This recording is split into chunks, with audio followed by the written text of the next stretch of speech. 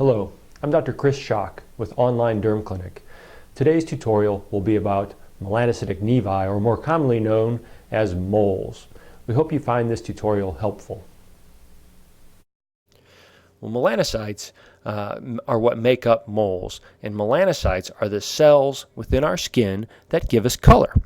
Clusters of these melanocytes make up melanocytic nevi, or moles. The average adult has about 20 moles, but if you're fair skin, you're probably going to get more, or if you have a genetic predisposition, a family history of lots of moles, then there's a good chance you will get lots of moles. The degree of sun exposure, how much sun exposure you get, will influence the number of moles you will grow. And the more sun, the greater the risk that one of these moles may turn into a cancerous growth. Most of our moles occur by about the age of 20, and there are several different types of moles that we talk about. Now, if you have a mole present at birth, it's called a congenital nevus, or more commonly known as a birthmark. The acquired nevi, these come on after birth, and they're junctional, compound, and intradermal.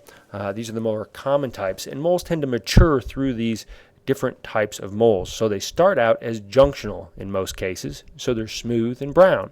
Over time, the melanocytes will sink deeper into the skin, and when that occurs, the skin will raise, and this is a very gradual change. As the skin raises, the mole may fade in color or change in color, and then it's called a compound nevus. So a dome-shaped kind of brown mole is often a compound nevus. So the melanocytes are present within the top layer of skin and in the second layer of skin.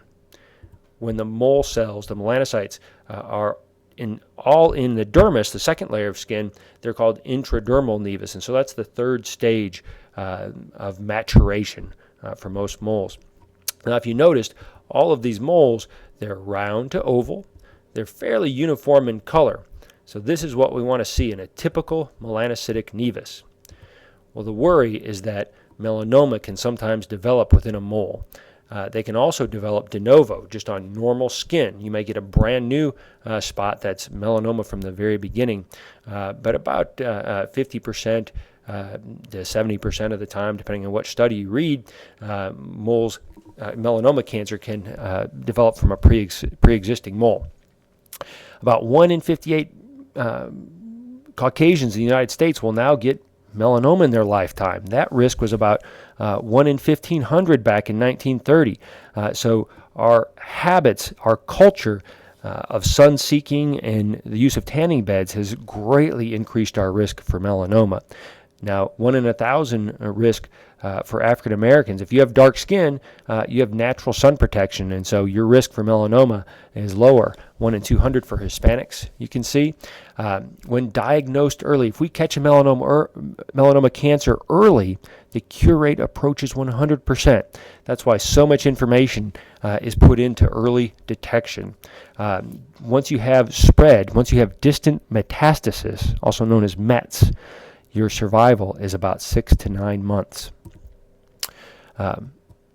So what causes it? Well, again, sun exposure is one of our leading causes. And so what I tell my patients is that over our lifetime, we can only accumulate so much sun damage. Once we exceed that amount, your risk for skin cancer is very high. Once you fill up your sun cup, we can't dump it out and start fresh. We just have to move forward and really watch closely. So the goal is, number one, try not to let your sun cup get full. And if it is full, moving forward really protects your skin from any further sun damage. So what are we looking for in moles? Well, we have these general guidelines that were developed, the ABCDEs of melanoma. And so we're looking for the ugly duckling mole, one that just doesn't look quite right, doesn't look uniform in shape, it's not uniform in color, it breaks one of the rules. So if a mole breaks any one rule, we want to see it. So A is for asymmetry. So does one half look like the other half? If the sides don't match, you need to see your dermatologist. B is for borders, funny scalloped borders. That mole should be checked.